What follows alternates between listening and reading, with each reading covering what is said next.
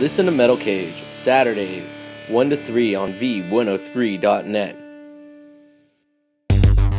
Be sure to go on to Facebook and like James Anderson Media and take advantage of his Sports Media half-off August sale, where the month of August, James Anderson Media will be doing half off all sports multimedia packages.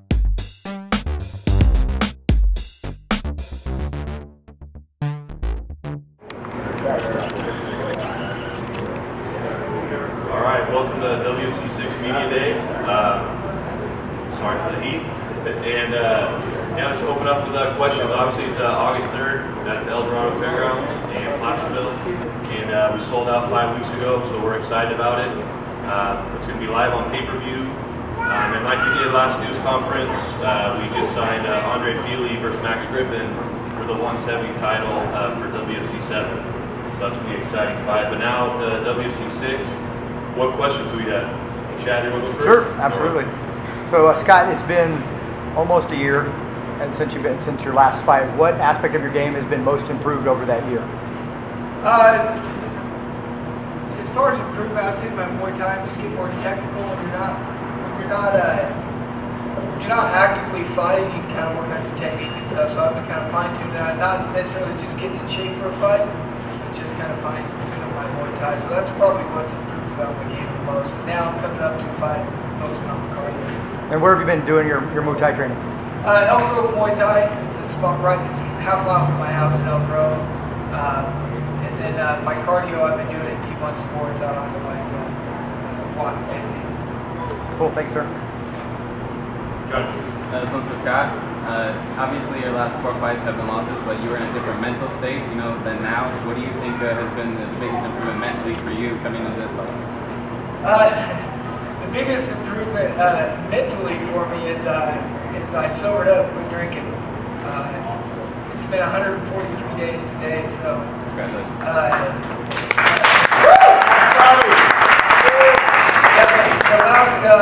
The last few years of fighting, I didn't enjoy it. Didn't like it. I've always said I'd only fight as long as I enjoyed it. I don't care if now I'm 34. I didn't care if I was 30 when I quit or 40. But I quit enjoying it. I was there for the paycheck, and I just couldn't wait to get back to the bottle. So got away from that, and my family life is great.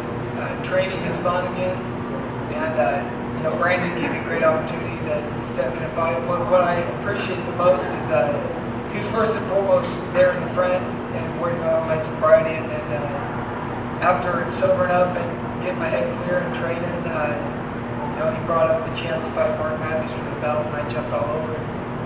Yeah, it's a completely different Scott Smith, too. I've known him for, 7-8 years, and he was the first one here for Media Day, and I was like, oh, is that Scott?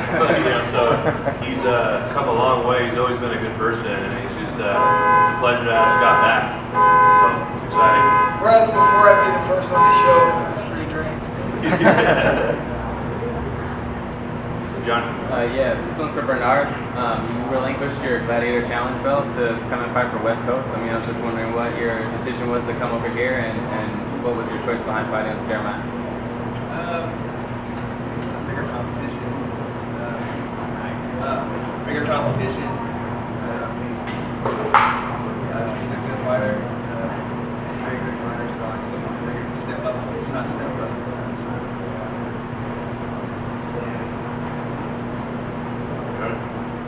Jeremiah, obviously your last bout, you won at Arise. This one's going to be in the cage. What do you think is the difference between fighting in the ring and the cage? It's all the same as a fight. I found it harder to take someone off, take someone down to the ground with the ropes, those getting stuck. So definitely it's going to be a lot easier being able to use the cage. I just see it as a 4-dimensional mat, a jiu-jitsu mat. So, yep. Derek, I wanted to ask you a question. You spent some time in Thailand training. Can you tell us a little bit about how does it differ in Thailand than training in the United States? I actually spent 6 months living in Thailand and training. The training's a lot different, it's a lot more intense. There's not really rules there, so the trainers really just put it on you real hard. And it's just the best stand-up training in the world that you can get. So I mean, there definitely won't be any laughing in my stand-up in my fight, so you guys should definitely watch out for that.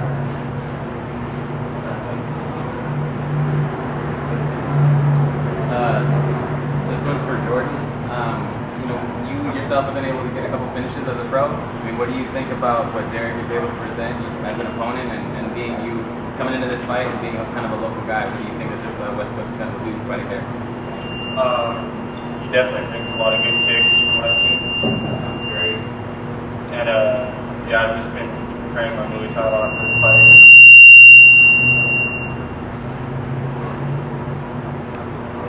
Feedback.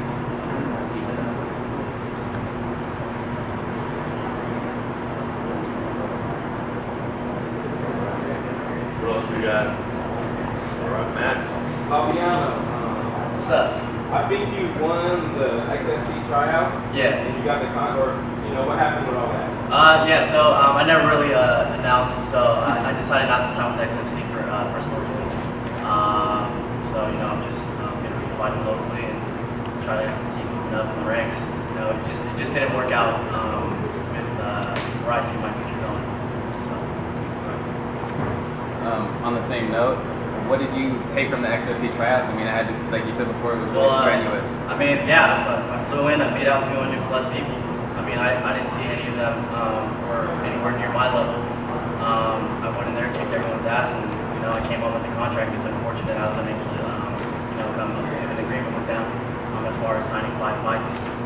But you know, it seems like everything's been working out. You know, I fought Arise, I fought Gladiator Challenge, coming off a first round knockout. I fought Arise, coming off a second round submission, and you know, I'm going into West Coast, and I'm always looking for the finish. Whether it's standing up on the ground. I want to stand up, bang, and knock you out. I want to take me down and choke you out. Simple as that. Hello. Yeah. So I got a quick question. Not to look past this fight by any stretch of the imagination, because I know that you don't. But are you looking at some of the up-and-comers in that division, i.e. Benito Lopez? You know, I completely leave it up to you know, my manager, Mike Bruno, and Motors. You know, I'm just looking for good matches for myself. So I'm not one to call out anyone. So yeah, I mean, Benito's very talented. I like the kid, but I don't see myself trying to, you know, make any call out on anybody for any reason. Yeah, for Mark, I mean, you've had a lot of opportunities to fight like bigger name guys. I mean, what do you feel like Scott is going to do for you on the West Coast stage? Well, I've been wanting to fight. I've been working to fight with Brandon for a while. Just things kept falling out and stuff, like scheduling. And he called me to fight Scott. I mean, I was really excited. I know how tough Scott is. I know the challenge that's in front of me. I mean, like anybody who knows me, man, I'm not about taking, you know, easy pass to anywhere. So finally get to step into the cage as a main event with one of the local big dogs. It's time to see if I'm on the porch.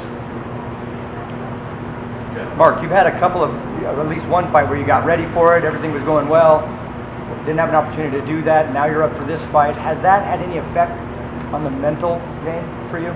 Yeah, most definitely. I mean, when I was getting ready for the last fight before I got injured, man, like, I was really anticipating that fight, to not get the closure of that moment, and then have it somewhat postponed to a moment like this with someone that's you know, just as big of a name, just as dangerous. Like, I mean, it really just kind of compounded it. So to me, I stayed active even while I was injured, working around it. So I mean, really, it was just a really long camp with somewhat of a recovery break in the middle. So. This one's for Scott. Obviously, most of your finishes are by KO or TKO. And Mark's got a couple submissions and a couple knockouts of his own. What do you see most dangerous from him as an opponent, being you know, your opportunity to start fresh as a new person? Well, I know his jiu-jitsu's come a long way. He's at the right camps. You know, MMA in general, his camps are great. But he's got a brawling background. You know, he's kind of got my style of background. So I see us banging it out. You know, we're both ready to bang it out, and I think we're both ready to go to the ground. But I just think it makes for a great matchup. You know, Brandon did a good job putting the right fight on. So Yeah, it's a fan-friendly fight. Got this one. This one's for Jordan as well. Obviously, you know, being young in the sport, you're now an opportunity to be on the same table with a lot of guys that have been able to build a career in the sport. What do you think about Westcoast giving you that opportunity, and what do you want to do with it? I'm stoked to have this opportunity to fight for Westcoast. I like their venues. You know, it's big venue. It's a way to get your name out there, definitely. So I definitely appreciate everything we've done as far as that goes. Brandon, I actually have a question for you. After this fight, who's in line to fight the winner of these two guys in the middleweight division? We actually were just talking about that. We have a lot going on, obviously, with the Feely Griffin fight at 170. And those guys will fight anyone. They want to fight the best, no matter if they got to drop or go up a weight class. And even Max, definitely down the future looking at that as well, at 185, jumping up a weight class. So that's a possibility. Not to get past the Feely Griffin fight, but that could be entertaining, definitely at 185. Okay. Can I ask another question? Yeah, sure. To follow up on that. So this is just from me personally. Yeah. I have issue with fighters moving up weight divisions right away for a championship belt without having to go through somebody in that division. Yeah. Is there a reason behind that? Obviously, it's a unique situation. Andre Feely, I believe, is the best fighter in the region, pound for pound.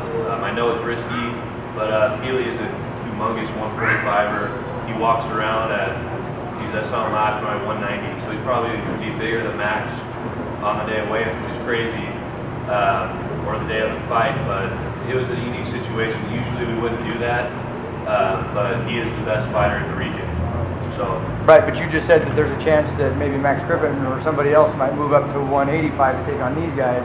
So is that going to be automatic, or are they going to be taking a step up as well? It's another unique situation. Max, same thing. I believe he's, top 3 fighters in the region as well. So if they're, it depends what caliber fighter. But I believe they can handle it.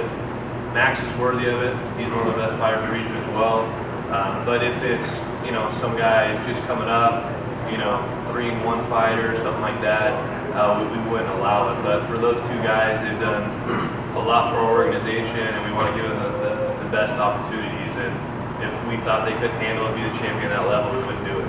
Can I ask, it is unique though. Do any of the fighters have an opinion on that? You guys going to remain silent?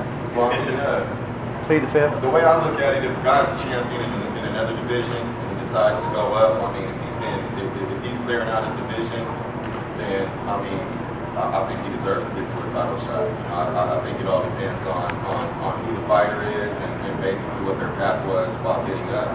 Especially in these smaller promotions, or not smaller but more regional promotions. Like who's he really going to go through to get there? You know what I mean? Like if he was a champion, let him fight for the next championship. It happens in boxing all the time. But it is unique. Jumping up 2 weight classes, we'll probably never see that again.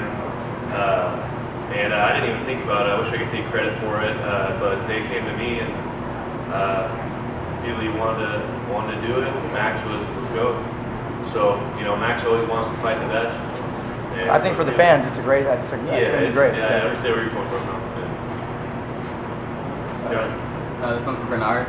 You've been able to pick up 3 finishes your last 4 fights. Some people might see Gladiator Challenge as a tribal organization. Do you think you might be underrated in this area, considering what you've been able to do so far? Just a little bit. But I don't mind being moved up. I've been fighting for a long time now. It just comes with the territory. I'm not really flashy. I'm not a big talker. Keeping myself alive. Anyway, Yeah, a question for Derek. You were scheduled to fight at WFC 5, and that fight fell off the day of. What does it mean for you to finally get your opportunity to step to the cage and show everyone what you can do? Well, I wouldn't speak just yet, but that was a big letdown for me. I trained really hard for that fight, and I kind of took about 2 weeks off just to mentally clear my mind after that, and I've been in the gym ever since. So kind of like Mark Mathews' situation, it's just been one long camp for me.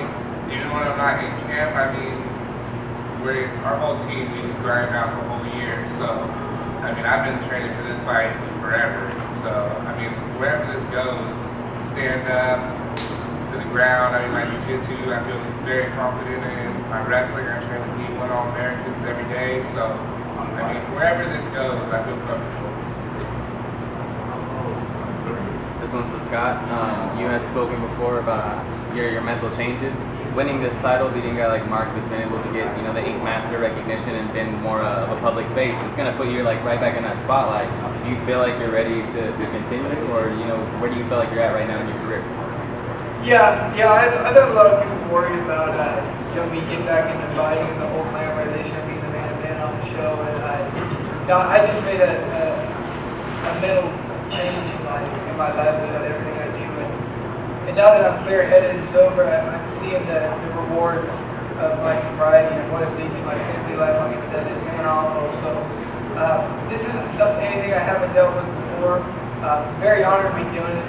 Fighting a great guy like Mark. He's a great local fighter, great local promotion. So I'm honored to be doing this. And the last thing I want to screw it up and go back on my word, staying sober and embarrass myself. So I prefer to get it out there to everybody. It's better to have eyes on you than hiding out the ground. That's when you get in trouble. We got one more. Okay. We'll do two more. All right, Brandon. So you've got a female fight on this card. Yes, two. Two of them. Are you looking to expand the female division? Yes. It's just hard to, pull. There's not a huge pool of female fighters. So we're doing a couple of Amy fighters.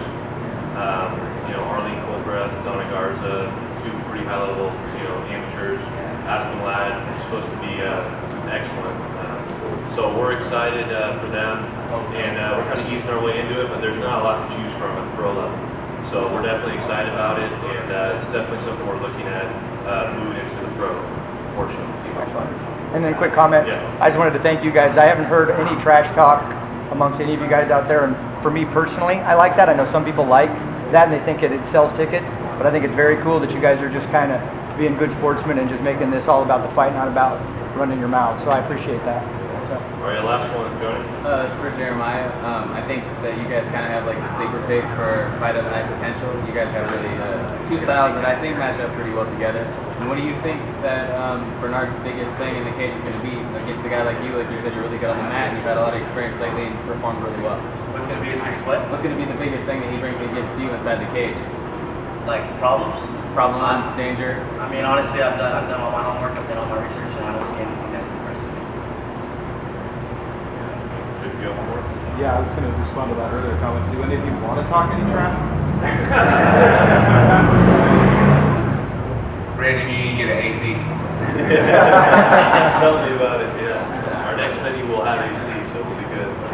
But before I got to bounce out, I'm sure everybody wants to say a couple closing words, but Mark just came from Frisco. I'm actually headed that way. I got to get my family back to catch a flight. I want to say thank you, Mark, for taking the fight. Honored to be fighting Brandon for putting the fight on. Honored to be on the card with all these guys. And, thanks for all you guys out there. Mark, I know you're a great tattoo artist, great fighter, so I got a favorite as a tattoo artist. We're ready to talk about you down the road. My boy, Max here, he's had trouble with his belly button ring infection. I think you got to give him a tattoo of the belly button ring so he can take that thing out, Max.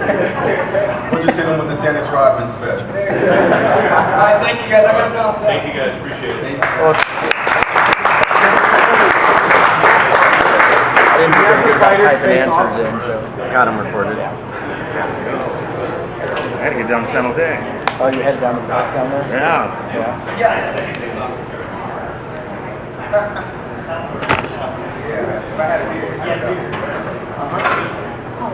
All right, we're okay. No real marks on the seat.